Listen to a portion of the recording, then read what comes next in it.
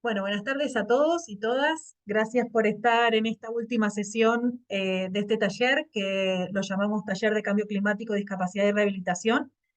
Esta es la última de las 4 sesiones de los talleres a los cuales pueden acceder porque están todos pregrabados y pueden verlos directamente en la dirección de la página web de Columbia y pueden ver todas las sesiones anteriores. Muchas gracias de nuevo por estar acá. Hoy en esta 4ª sesión es la que corresponde a los proveedores de salud, pueden ser parte de la solución. En esta 4ª sesión presentaremos la doctora Mariana Velázquez Cano, que ella es una dedicada médica originaria de Colombia, completó su título de médico en 2021 y amplió su experiencia con un curso certificado de posgrado de epidemiología. Mariana tiene una rica experiencia tanto en la práctica clínica como en la investigación, ya que trabajó como médica en Colombia y contribuyó a proyectos de investigación con Spalding sobre rehabilitación de quemaduras y de la Fundación Lumen en inteligencia artificial. Su trayectoria profesional la llevó a adquirir experiencia clínica en medicina física y rehabilitación en los Estados Unidos. La pasión de Mariana por abordar problemas globales urgentes la llevó a girar hacia la intersección del cambio climático y la discapacidad, un área en la que ha participado activamente desde el año pasado, reconociendo la urgencia de la crisis climática y su impacto en las poblaciones vulnerables. Mariana ha desempeñado un papel vital en la creación de talleres para congresos internacionales con el objetivo de crear conciencia y fomentar soluciones en este nexo crítico. Mi nombre es Melina Longoni, soy médica rehabilitadora, actualmente residiendo y trabajando en España, pero originaria de Argentina. Trabajo con Sustainabilities desde el año 2019 y me encuentro muy involucrada en lo que tiene que ver con la rehabilitación, la discapacidad y, por supuesto, el cambio climático. Un poquito de logística con respecto a lo que será la sesión de hoy. Les pedimos a todos, por favor, que hagan las preguntas tanto para Mariana como para mí en el chat, donde aparece la QIA para no perder los mensajes y no perder las preguntas que quieren hacer al final de las sesiones. Por favor, mantengan sus micrófonos silenciados y para las personas que quieran pueden mantener sus cámaras encendidas. Si quieren, también nos pueden ir contando desde dónde son en el chat. Voy a darle paso entonces a Mariana para su presentación.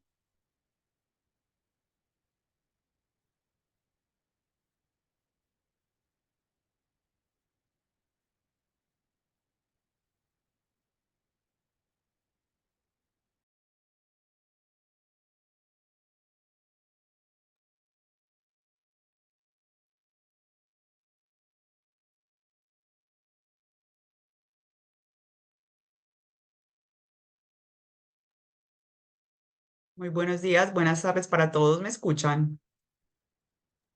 Sí, sí. ¿Se puede ver la presentación? Sí. Listo.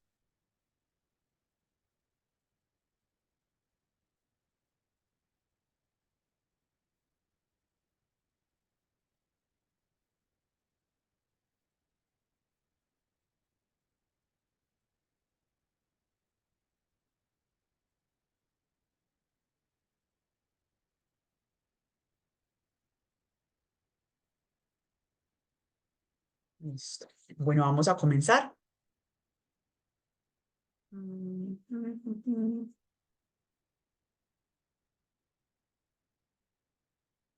Listo. Entonces, la sesión 4, como decía la doctora Melina, vamos a hablar sobre cómo los proveedores de atención médica pueden ser parte de la solución con respecto al cambio climático.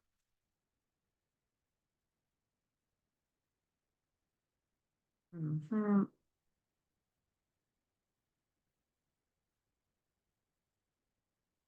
El día de hoy me voy a enfocar, está dividido en 4 y me voy a enfocar en 2 de los temas, en cómo los sistemas de salud se están volviendo neutrales en carbono y cómo podemos cuidar nuestros residuos.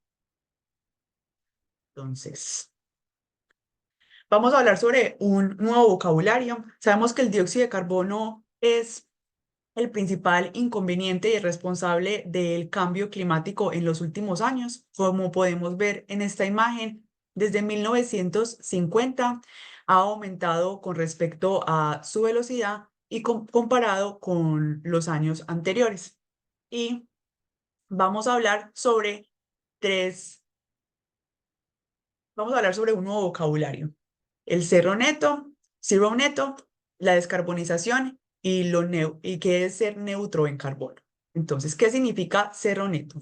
Cero neto quiere decir que es lo que el hospital quiere ser, crear su propia energía y que las emisiones producidas sean equilibradas con las emisiones eliminadas. Eso es cero neto. ¿Qué quiere decir descarbonización? Descarbonización quiere decir reducir o eliminar esa cantidad de carbono que el hospital o la institución está produciendo. ¿Y qué quiere decir neutro en carbono? Aquellos hospitales, los cuales no tienen la posibilidad de producir su propia energía, lo que hacen es que buscan otras formas para equilibrar esas emisiones de carbono. Esa es la diferencia por si lo han venido escuchando. Algunos números. Sabemos que el CO2 tiene una duración de 1000 años y en este momento China es el mayor emisor anual. La mitad proviene desde los individuos y la otra mitad proviene de las empresas, las industrias y las instituciones.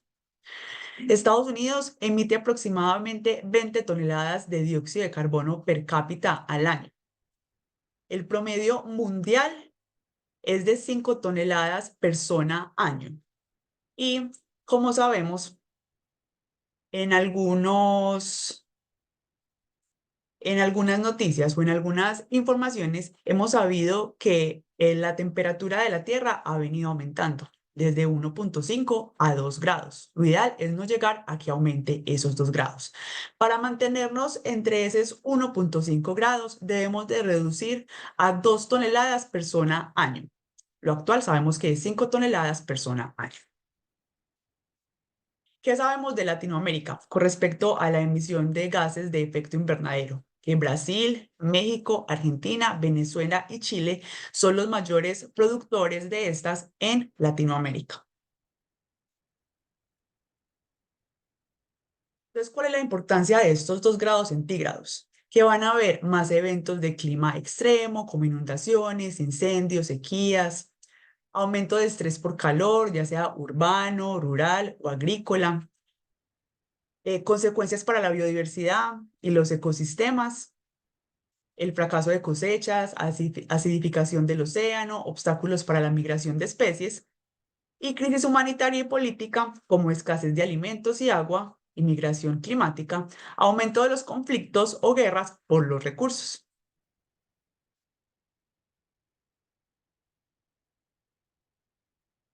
Entonces, ¿cuál es el impacto ambiental del sector de la salud? Entonces, por ejemplo, en Estados Unidos, la salud compone el 20% del Producto Interno Bruto. Es importante. Y los gases de invernadero en total producidos por Estados Unidos y Canadá por parte del sector de la salud son 10% y 5% respectivamente.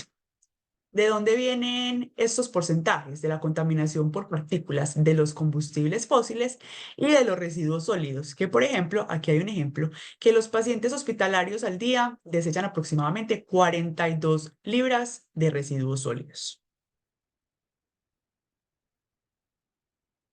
Aquí tengo otra imagen. Esta imagen lo que nos quiere indicar es que hay un protocolo que se llama Greenhouse Gas Protocol. Esto lo que hace es clasificar de dónde vienen estas emisiones de carbono y está dividido en 3 ámbitos o 3 scopes. Entonces hay un scope 1, un scope 2 y un scope 3.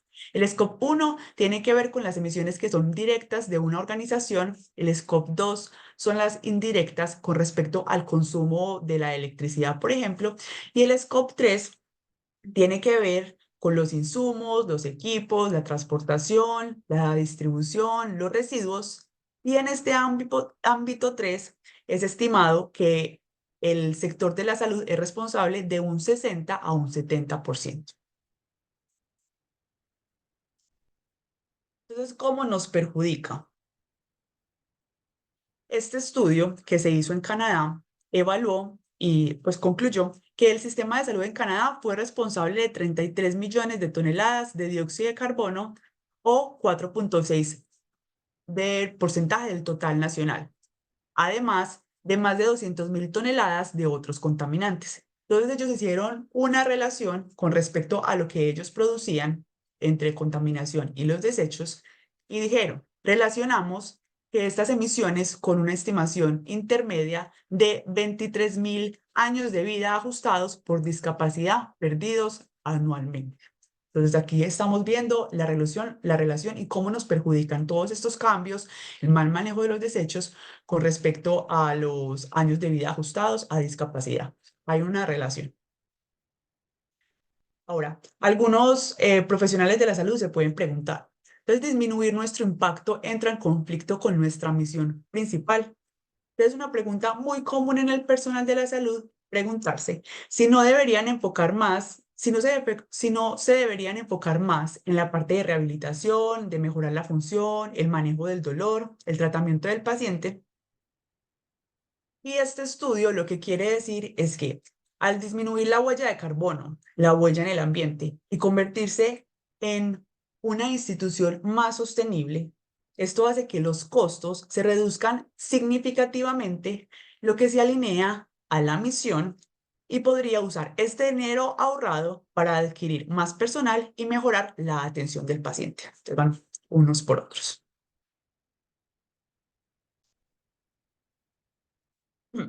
Este artículo también nos muestra con respecto a los hospitales verdes y resultados en salud. Hospitales verdes quiere decir hospitales sostenibles, hospitales que quieren llegar al zero neto o a la descarbonización.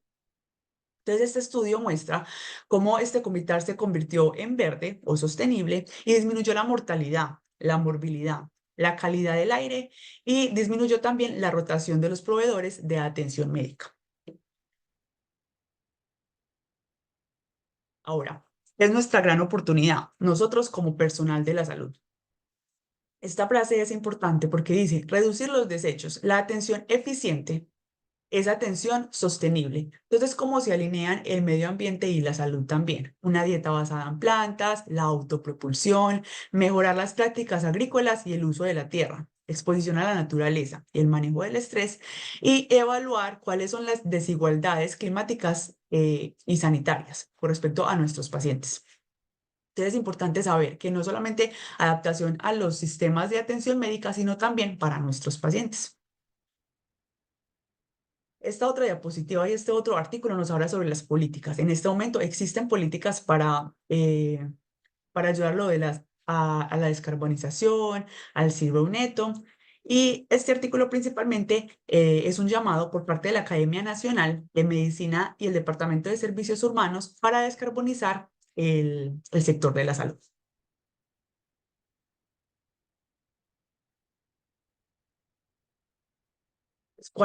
¿Cuál sería como el plan para la descarbonización? Trabajar con la industria para reducir las emisiones en el ámbito 3, que ya sabemos que nosotros como personales de la salud somos parte de este. Promover las reducciones también en los ámbitos 1 y 2, como hablábamos que son emisiones directas e indirectas de las instituciones. Fomentar la educación y currículum sobre el cambio climático, es decir, este curso prácticamente estamos haciendo parte del plan de la descarbonización y desarrollar métricas de la sostenibilidad en la atención médica para proveedores y para la industria. Ahorita, más adelante, vamos a hablar un poquito más sobre cómo se pueden desarrollar estas métricas. Entonces, ¿por qué el sector de la salud debe liderar? Nosotros como profesionales de la salud sabemos que esta relación del cambio climático, esta problemática del cambio climático se relaciona con la salud. Tenemos como profesionales de la salud mayor credibilidad y podemos contribuir a cambiar cultura, contribuir al cambio cultural y de los valores. Entendemos cómo funciona la ciencia y por último, no hay tiempo que perder. Entonces, esta era nuestra primera parte. Y ahora, la segunda parte, vamos a hablar sobre el cuidado de los residuos. Entonces, la atención médica es la segunda industria que más desperdicio genera en los Estados Unidos, con más de 4.000 millones de libras al año. Cuando hablamos de residuos, ¿qué son residuos? Pueden ser residuos no clínicos, residuos infecciosos, residuos radioactivos, químicos, patológicos, farmacéuticos.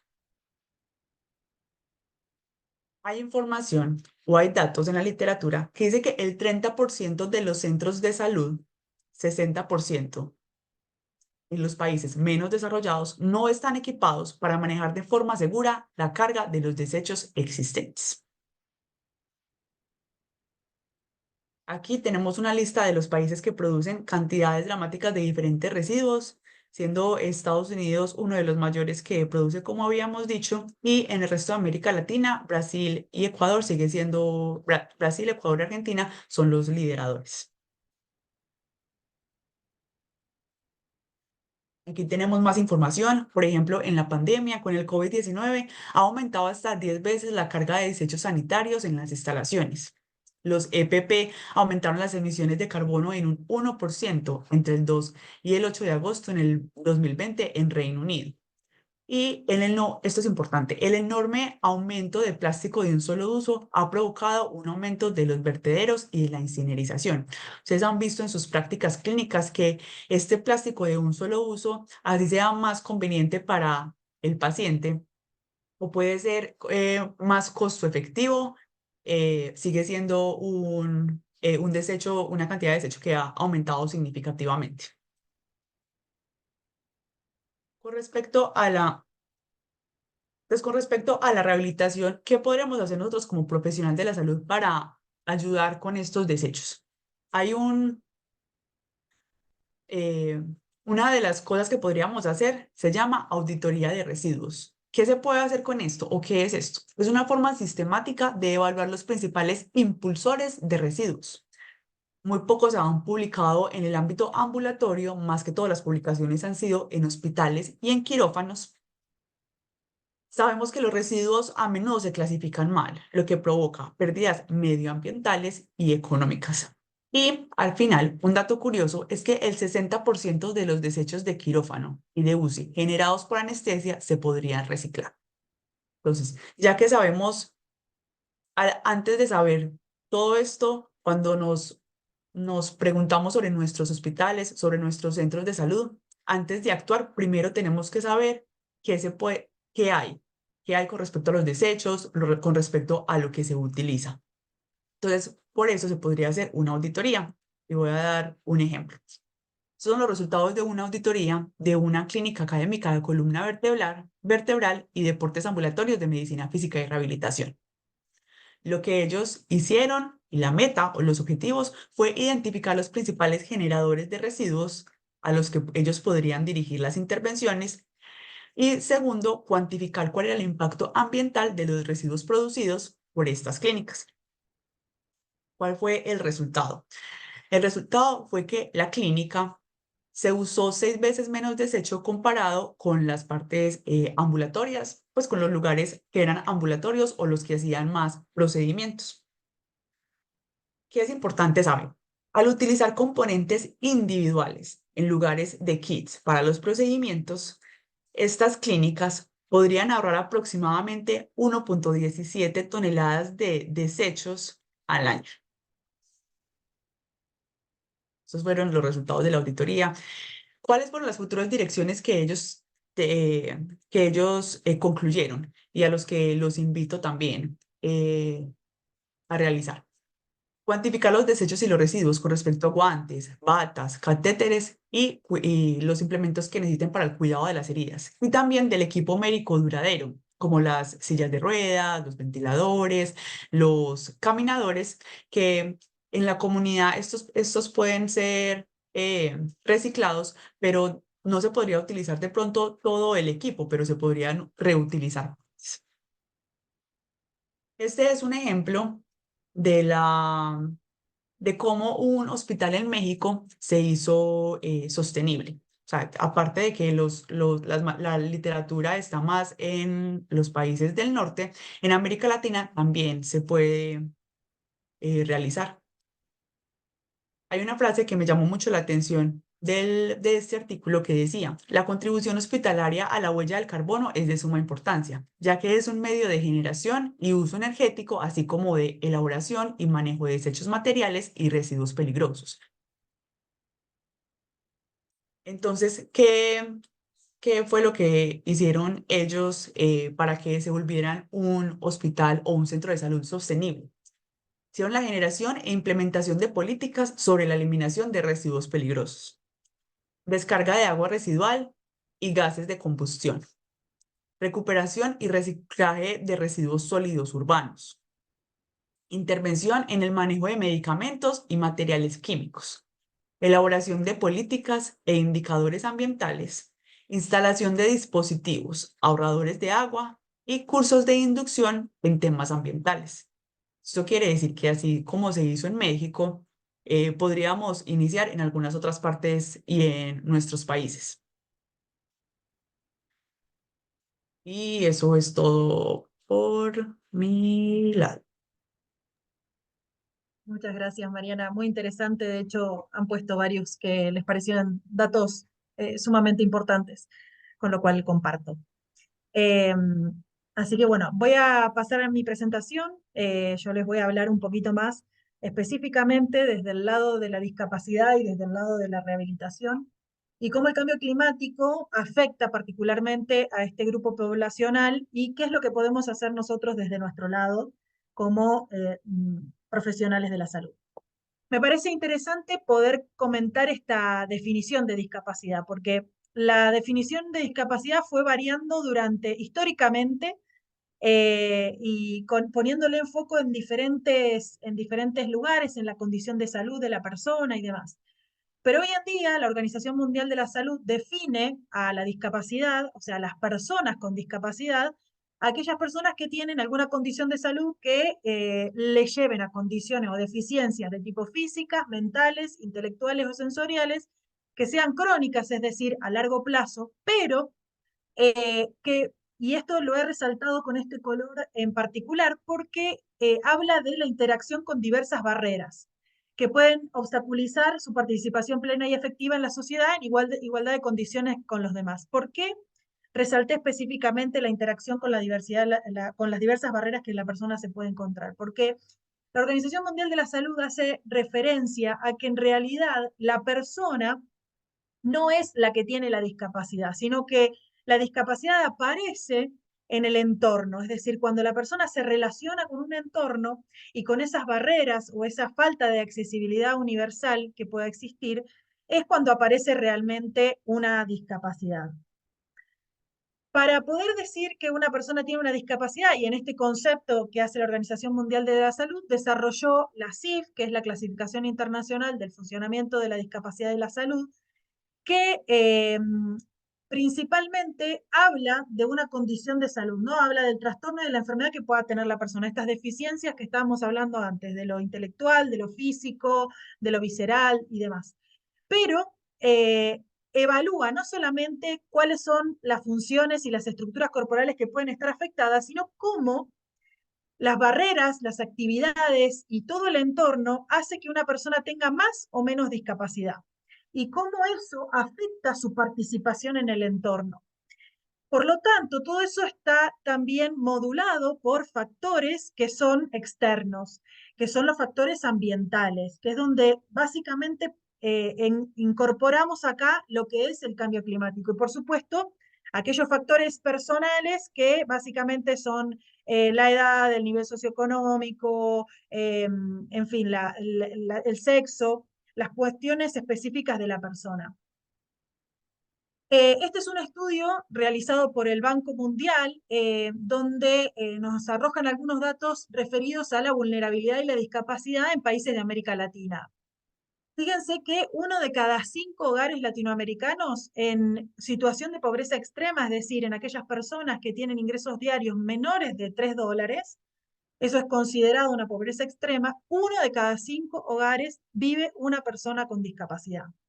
Y por supuesto que la condición de vulnerabilidad está aumentada en aquellas personas que además viven en zonas rurales, que son del sexo femenino y por supuesto de las minorías étnico-raciales. O sea que claramente la vulnerabilidad general es mayor en las personas con discapacidad. Pero ¿qué pasa con la discapacidad y el cambio climático? Que es lo que hoy nos atañe a esta reunión. Esta es una encuesta que hicimos a muchos de ustedes, les debe haber llegado a través del correo, se las enviamos ayer, la estuvimos enviando a diferentes países de América Latina y les preguntábamos a las personas, la mayoría de las personas que contestaron son profesionales que están relacionados con la discapacidad sobre todo, pero que no tienen una relación tan estrecha a lo que tiene que ver con el cambio climático, sino que son rehabilitadores o fisioterapeutas, terapeutas ocupacionales. Esa fue la máxima cantidad de personas que contestaron, es decir, personas que trabajan con personas con discapacidad, pero que no están tan relacionados con el cambio climático. Llama un poco la atención que si bien el 73% dijo que sí, que son más vulnerables a los cambios climáticos, un 30% restante o no sabe o piensa que no, o no sabe realmente de qué forma puede el cambio climático afectar a una persona con discapacidad.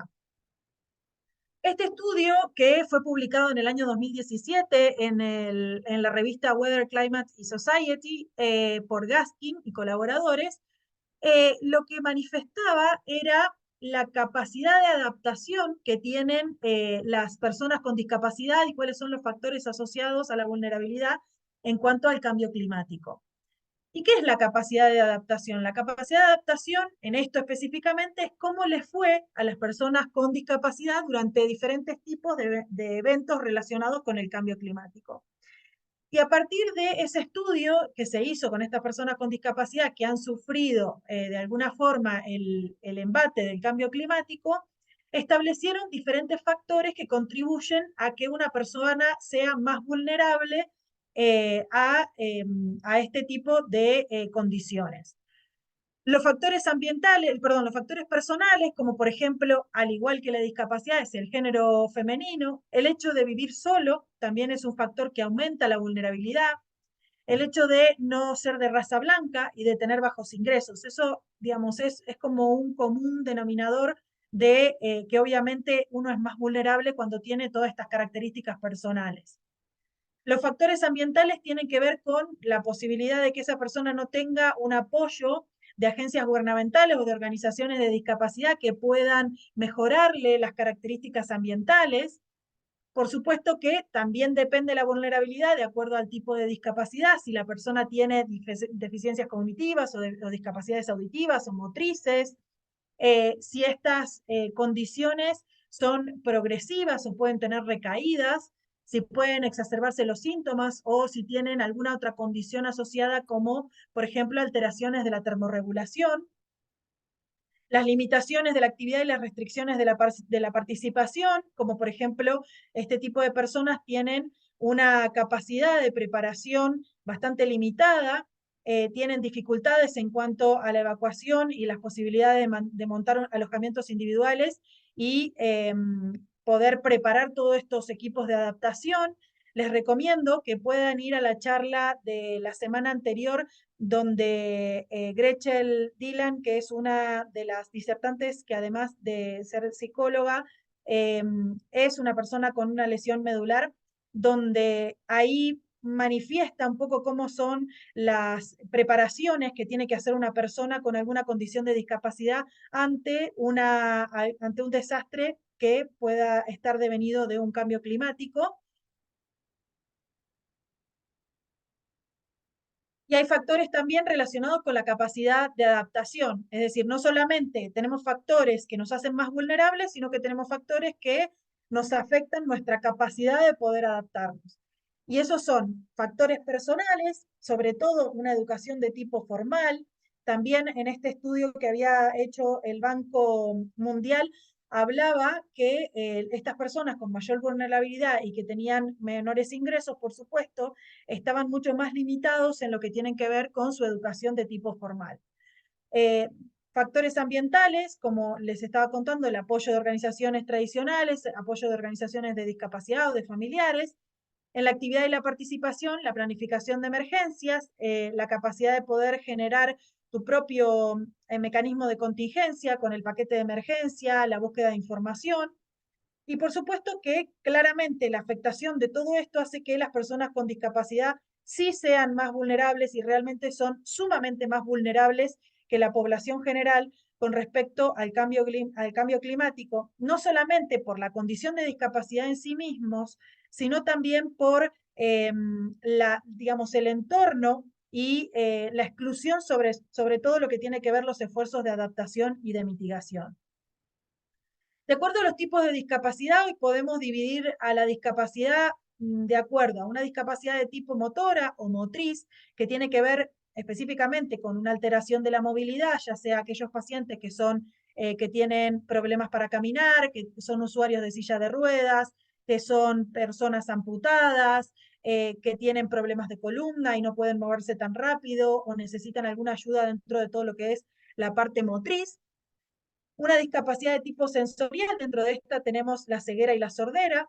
La discapacidad de tipo intelectual y mental la podemos dividir en esta clasificación, en particular en algunos países se habla de una discapacidad mental general. En Argentina está dividido en discapacidad intelectual y discapacidad mental, entendiendo la discapacidad intelectual como un déficit desde el punto de vista de la intelectual, y la parte mental, todas las patologías relacionadas con enfermedades de tipo psiquiátricas, como por ejemplo la esquizofrenia, la psicosis, los trastornos bipolares y demás. Y las discapacidades de tipo visceral, que son, por ejemplo, las de tipo cardiovascular, las de tipo urinarias, las de tipo digestiva, de tipo respiratoria y demás.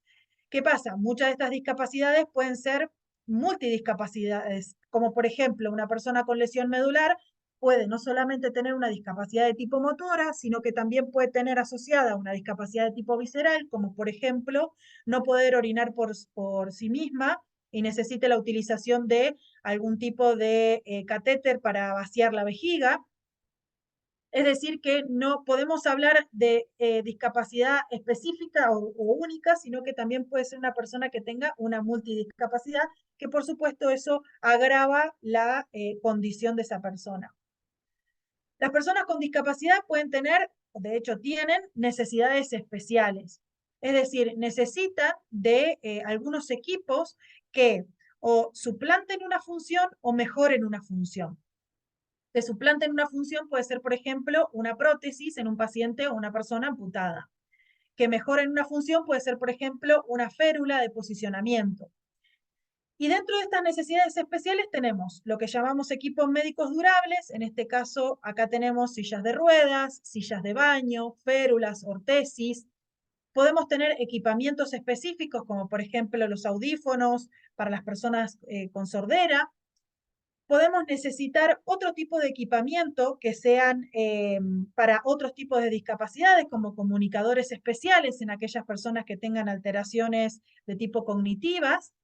Y también pueden tener necesidades desde desde el punto de vista de la necesidad de la electricidad, que estos son las personas que llamamos electrodependientes. Personas que necesitan de algún dispositivo que tiene que estar conectado las 24 horas a la electricidad para su funcionamiento y por lo tanto para que la persona pueda vivir. Les voy a mostrar un caso específico de cómo una condición de salud puede ser más o menos discapacitante de acuerdo al entorno. La esclerosis múltiple es una enfermedad de tipo desmielinizante, es decir, que lo que va generando es una pérdida de la mielina que cubre los nervios y por lo tanto va produciendo un enlentecimiento y una pérdida de funciones. Existen diferentes tipos de esclerosis múltiple. Y este caso es del caso de una persona de 40 años de edad que tiene el diagnóstico de esclerosis múltiple, que clínicamente o sintomáticamente lo que presenta es una tetraparesia, es decir, que mueve con muchísima dificultad sus brazos y sus piernas, con mucho más enlentecimiento, y que independientemente de esta tetraparesia, sí que la persona puede realizar sus actividades de la vida diaria con mínima ayuda y con algunas adaptaciones, sobre todo, por ejemplo, para poder vestirse o para poder hacer las cosas de la casa. Es decir, con mínima ayuda, esta persona puede desempeñarse en sus actividades de la vida diaria. En este caso vive en Argentina y tiene un nivel socioeconómico bajo. ¿Qué pasa? Durante el verano, específicamente, estos síntomas se agravan. La persona presenta mucho más fatiga, presenta la incapacidad de poder hacer sus actividades de la vida diaria, necesita otra persona para poder hacer las actividades y pasa la mayor parte del día en la cama. Pensemos que las personas con esclerosis múltiple tienen una cantidad de energía determinada para hacer sus actividades durante el día. Tienen un pack de energía. Entonces, durante todo ese día, esa persona se administra la energía para poder hacer sus actividades de la vida diaria. Porque si no, pueden aparecer estos síntomas que empeoran mucho su condición de base, sobre todo la fatiga. ¿Qué pasa? En el verano, el aumento de la temperatura hace que la fatiga aumente. Entonces es como que su paquete de energía se reduce a la mitad. Y si esta persona está en un lugar muy caluroso, donde no tiene la posibilidad de estar con aire acondicionado o en un lugar donde pueda estar fresco, su discapacidad aumenta en gran medida. No en sí por su condición de salud, sino realmente por el entorno. Está comprobado, estos son diferentes estudios que se han realizado en relación con la temperatura corporal y la esclerosis múltiple, que la temperatura corporal en reposo de las personas que tienen esclerosis múltiple, en particular de la recurrente remitente, está aumentada en comparación con los controles sanos. Y eso es lo que está muy fuertemente asociado con la aparición de la fatiga y por lo tanto con los síntomas relacionados con la discapacidad. La dificultad para caminar, el aumento de riesgo de caída, no poder desempeñarse en sus actividades de la vida diaria normalmente. Lo que hace, lo que mejora la calidad de vida de estas personas en estos ambientes donde tienen fatiga, donde hace mucho calor, es justamente mejorar la calidad del entorno, que es, por ejemplo, bajar la temperatura, teniendo la posibilidad de poder tener un aire acondicionado con un enfriamiento adecuado del hogar, y eso hace que mejorando el entorno, mejorando los factores ambientales, mejora la calidad de vida de esa persona y por lo tanto disminuye la discapacidad de esa persona.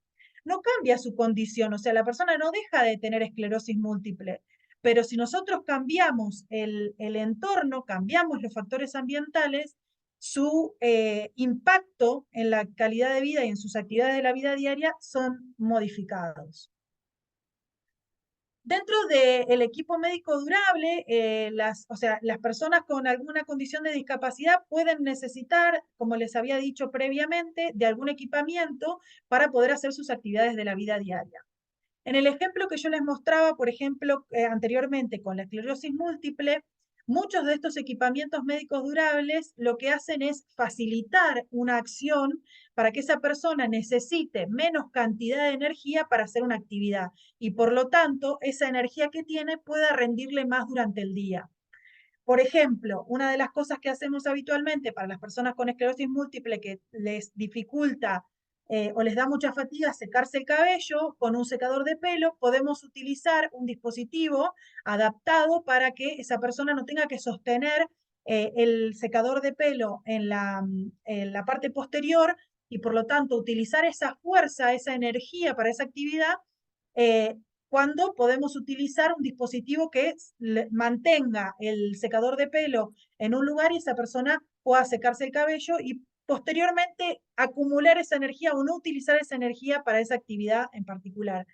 Por eso las personas con discapacidad pueden necesitar muchos de estos equipamientos para no solamente generarle mayor independencia, mayor autonomía, sino también para mejorar su calidad de vida. El equipo médico durable es cualquier equipo médico que se utiliza para justamente mejorar la calidad de vida y nos va a dar mucha independencia y lo podemos dividir en diferentes actividades que en lo que la persona lo necesita. Por ejemplo, ustedes tienen ahí las fotos de un equipo que podemos utilizar para la alimentación y el aseo. Por ejemplo, ustedes ven acá platos hondos o protectores de los platos playos y demás, o un cuchillo basculante. Y estos son equipos que nos ayudan a que la persona sea más independiente. Por ejemplo, si una persona no puede utilizar, una persona hemipléjica, por ejemplo, no puede utilizar el cuchillo y el tenedor, puede utilizar un cuchitenedor, que es un equipo médico durable que hace ambas funciones y de esa forma yo le estoy dando independencia a esa persona para poder hacer una actividad de su vida diaria en forma más autónoma. Dentro de los otros equipamientos que podemos tener ortesis, podemos tener férulas, sillas, cojines, Esto, por ejemplo, son ortesis que lo que hacen es mejorar una función. Por ejemplo, si la persona no puede mantener el pie a 90 grados o se le dificulta porque tiene una parálisis o tiene una paresia, lo que hacen estos dispositivos son, no puede suplir un miembro en este caso, pero sí puede ayudar a una función.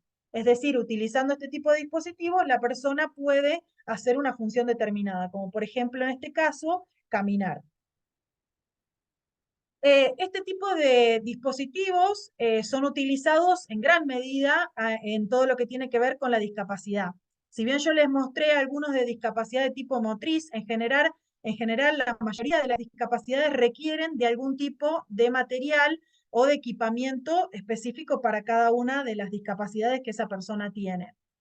En este caso, en la pregunta que hicimos con respecto a si se reutilizan los materiales ortopédicos, la mayoría de los, o sea, en la mitad de las personas, o sea, el 34% de las personas que contestaron con respecto a las personas que sí trabajaban con personas con discapacidad, no se reutiliza.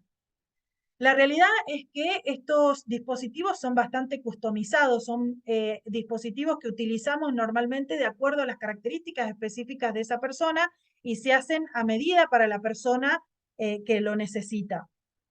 ¿Qué pasa? Hay una realidad en nuestros países de América Latina, muchas veces utilizamos los dispositivos, los reutilizamos por una cuestión económica y no por una cuestión más relacionada con la ambiental. Los que se utilizan con más frecuencia, sobre todo, son aquellas férulas como las que les mostré al principio, pueden ser algunas sillas de ruedas, sobre todo, pero ya las prótesis es mucho más difícil porque son específicas para cada una de las personas.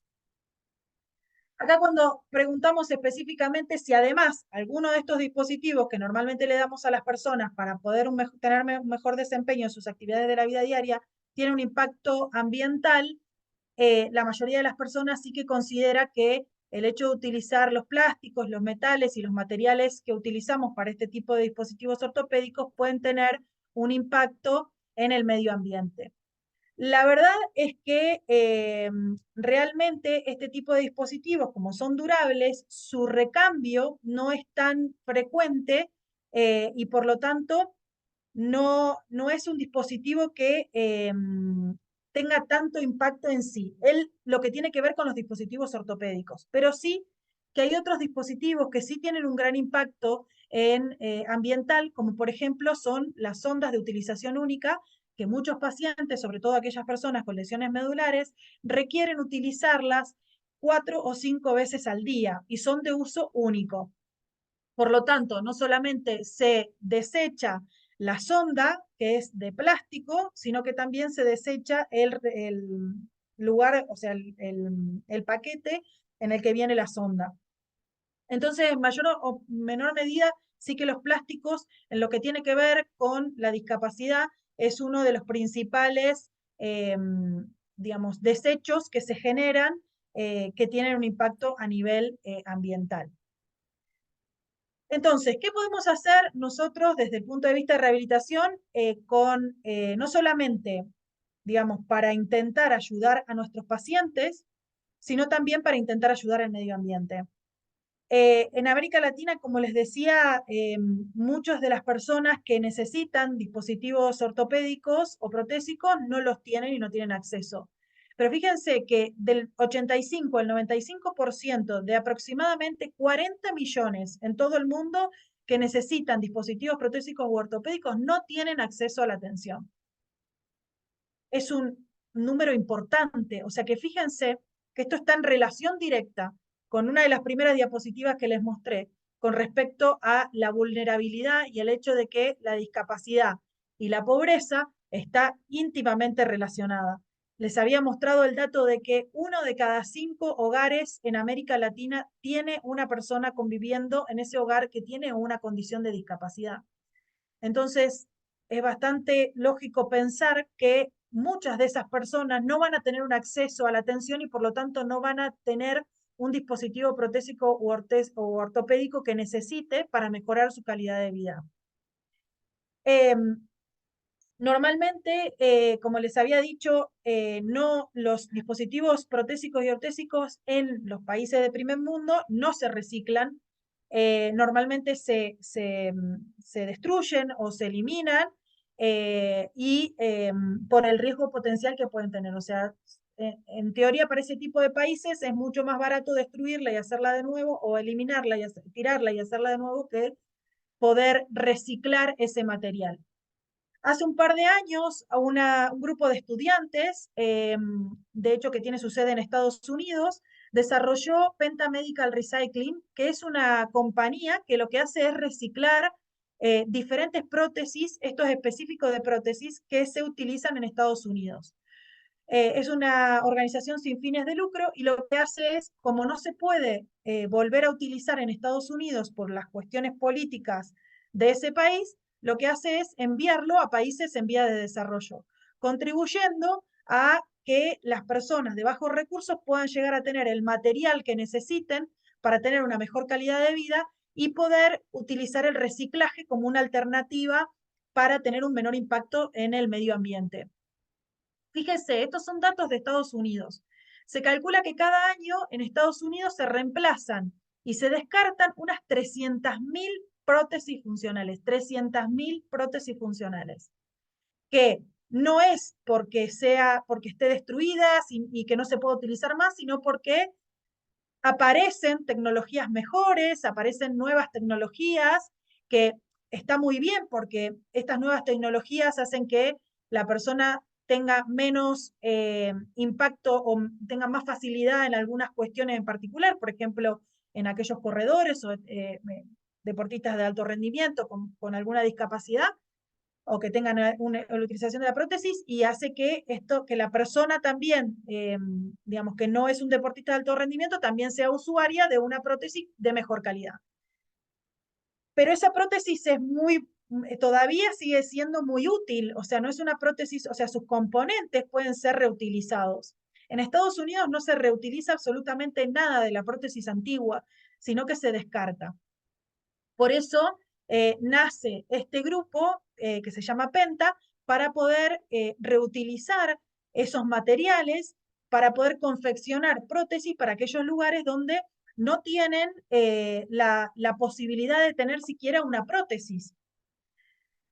Y por eso la reutilización de este tipo de dispositivos médicos puede ofrecer beneficios desde el punto de vista económico, pero claramente tenemos que tener en cuenta que hay ciertos aspectos de seguridad y de eficacia. Por eso este grupo lo que hizo fue, en particular, obtener los componentes por separado para poder volverlos a utilizar en prótesis de aquellas personas que no tenían acceso absolutamente a nada.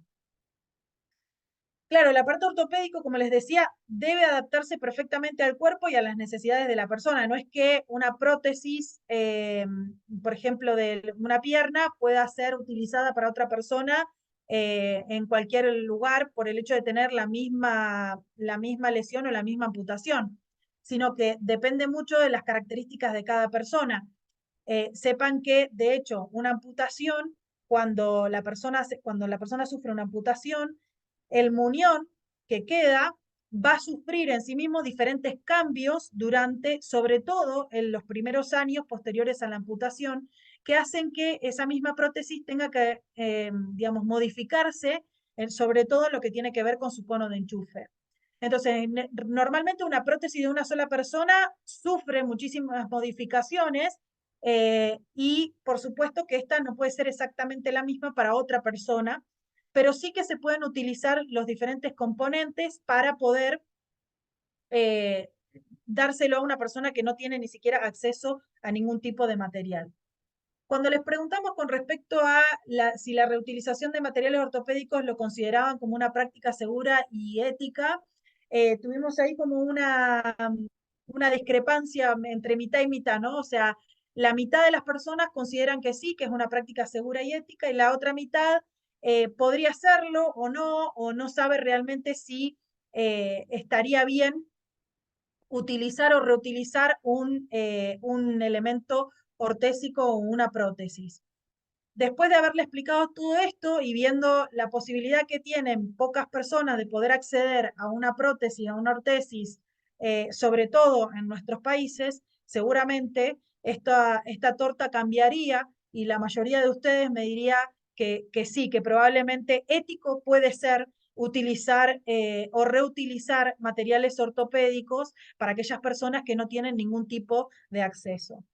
En cuanto a la seguridad, sí que tenemos que tener en cuenta que los dispositivos, o sea, la reutilización de dispositivos tiene que cumplir ciertos requisitos para poder ser reutilizados.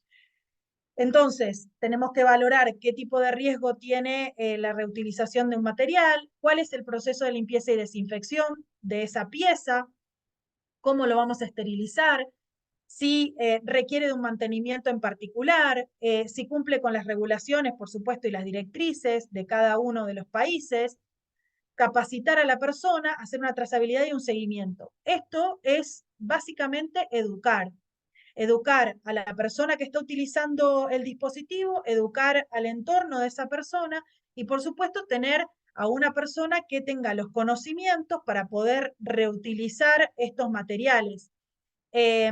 Nosotros, por ejemplo, en Argentina, cuando estaba trabajando en Argentina hasta hace un poquito tiempo, normalmente solíamos reutilizar, después de un proceso de desinfección y limpieza, ciertos materiales que, si bien hay materiales que tienen una reutilización un poco, una vida útil determinada, que no se puede reutilizar muchas veces porque termina fatigando el material que estoy utilizando y se termina rompiendo. Pero sí que existe la posibilidad de hacer con seguridad la reutilización de estos materiales cuando tenemos en cuenta que hay que hacerlo de una forma concienzuda. Y acá les voy a hablar en esta última partecita específicamente de cómo podemos ayudar a las personas con discapacidad. O sea, qué es lo que podemos hacer cuando tenemos una persona con discapacidad y nos enfrentamos a alguna situación de cambio climático, como puede ser una inundación, un huracán, un incendio forestal o un incendio. Los vuelvo a remitir a la charla de Gretchen, sobre todo porque explica cuál es el kit específico que puede tener una persona para poder protegerse o para estar preparada sobre todo a estos cambios climáticos, que no solamente sirve para la persona con discapacidad, sino que es un kit de, entre comillas, supervivencia para todo el mundo.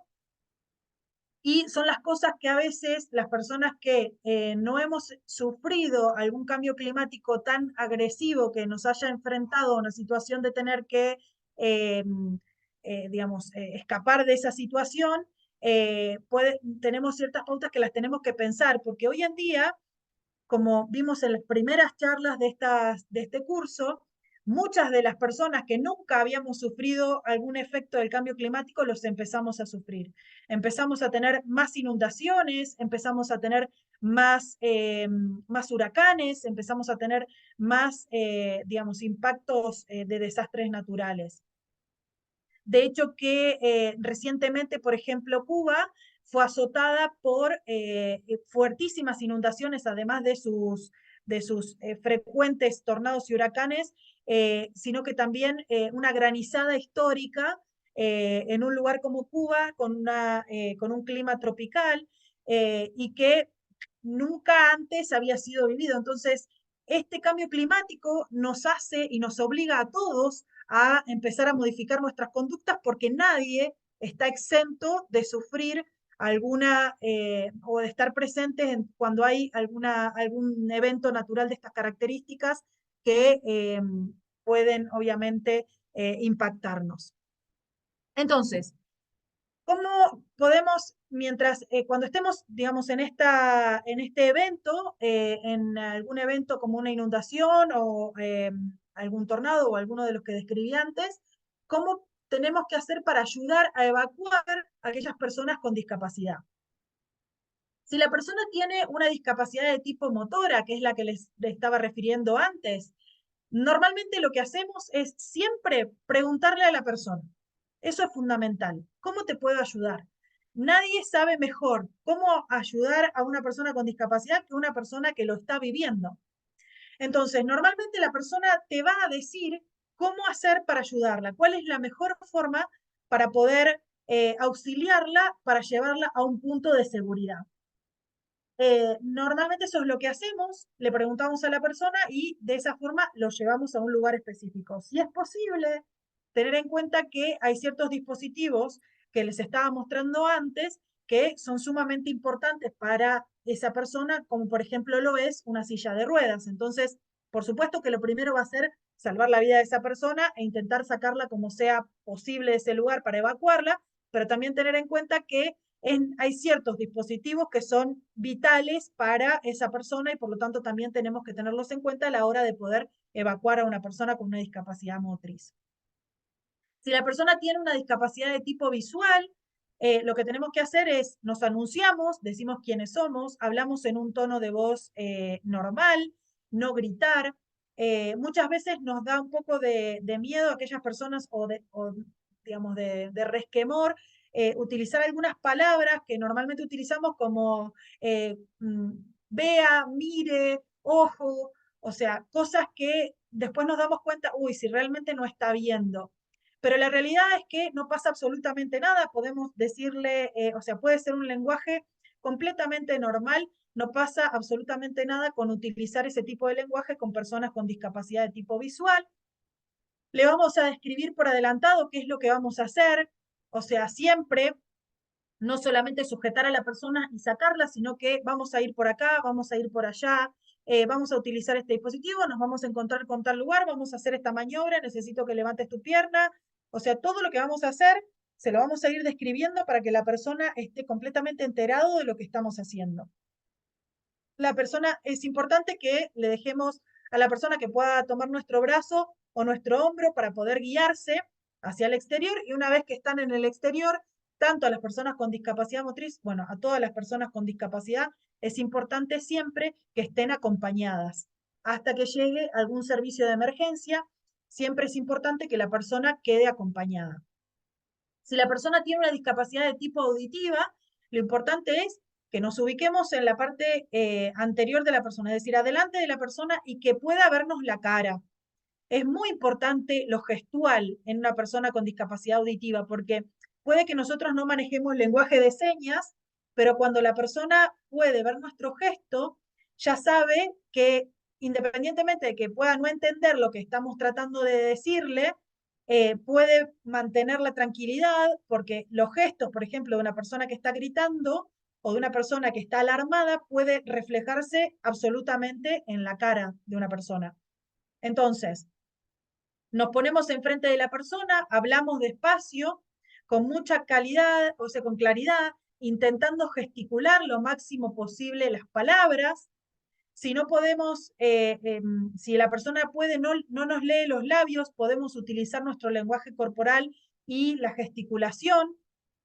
No hablemos cuando esa persona está de espaldas, claramente porque no nos puede escuchar.